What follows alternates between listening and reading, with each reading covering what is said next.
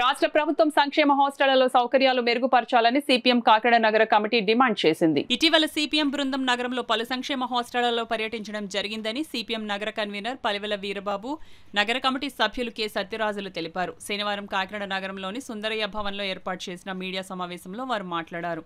రాష్ట్ర ప్రభుత్వానికి చిత్తశుద్ధి ఉంటే సంక్షేమ హాస్టళ్లలో సౌకర్యాలు మెరుగుపరచడానికి తగిన విధంగా నిధులు కేటాయించాలని వారు డిమాండ్ చేశారు.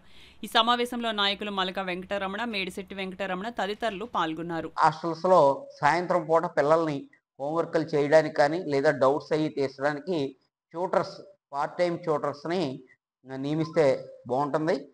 జిల్లా విద్యాశాఖాధికారి దాన్ని పరిశీలించి కలెక్టర్ గారికి ప్రతిపాదనలు పెట్టి ఆ కార్యక్రమం జిల్లా విద్యాశాఖాధికారి తీసుకోవాలని చెప్పి మా విజ్ఞప్తి.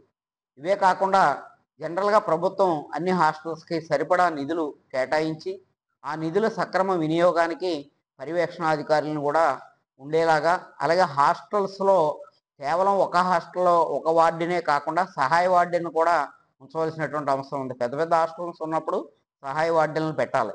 చాలా కాలం నుంచి వాళ్ళకి ప్రమోషన్స్ కూడా లేవు. కాబట్టి ఈ సమస్యలన్నింటినీ ప్రభుత్వం సానుభూతితో పరిశీలించాలి. మరి విద్యాశాఖ మంత్రిగా ఉన్న నారా లోకేష్ గారు చాలా విద్యారంగం మీద అనేక రకాలైనటువంటి విప్లవాత్మకమైన మార్పులు తీసుకొస్తున్నారు.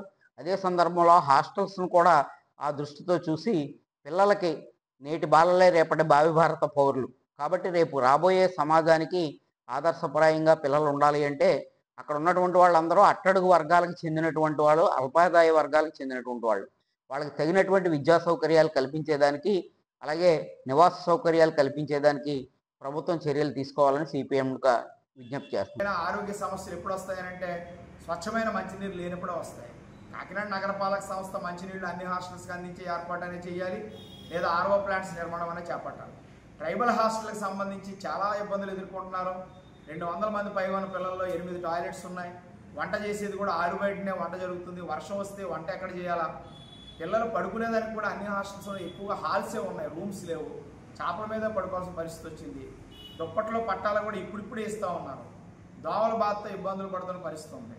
గతంలో కృతికా సుక్కాల గారు కలెక్టర్గా ఉన్నప్పుడు ఆనంద నిలయం హాస్టల్కి రెగ్యులర్గా విజిట్ చేయడం వల్ల ఆమె కొంత చొరవ తీసుకుని ఆనంద నిలయం హాస్టల్లో కొన్ని సౌకర్యాలు ఏర్పాటు చేయడాన్ని మేము గమనించాం.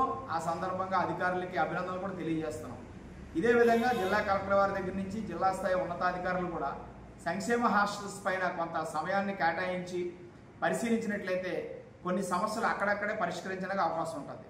రాష్ట్ర ప్రభుత్వం చేయాల్సింది ఏంటంటే సంక్షేమం అనే మాట నీటి మూటగా మిగిలిపోకుండా చిత్తశుద్ధిగా అమలు చేయాలట్లయితే సంక్షేమ రంగ హాస్టల్స్లో మెరుగైన సౌకర్యాలు ఏర్పాటు చేసి భావి భారత పౌరులకి, ముఖ్యంగా అణగారిన వర్గాలకి మంచి భవిష్యత్తును కల్పించడానికి నిధులు కేటాయించాలని, సొంత భవనాల నిర్మాణానికి బడ్జెట్ కేటాయించాలని, కాస్మెటిక్ ఛార్జీలు సకాలంలో అందించాలని, మెనూ ఛార్జీలు పెంచాలని సిపిఎం నగర కమిటీ తరఫున ప్రభుత్వాన్ని డిమాండ్ చేస్తుంది.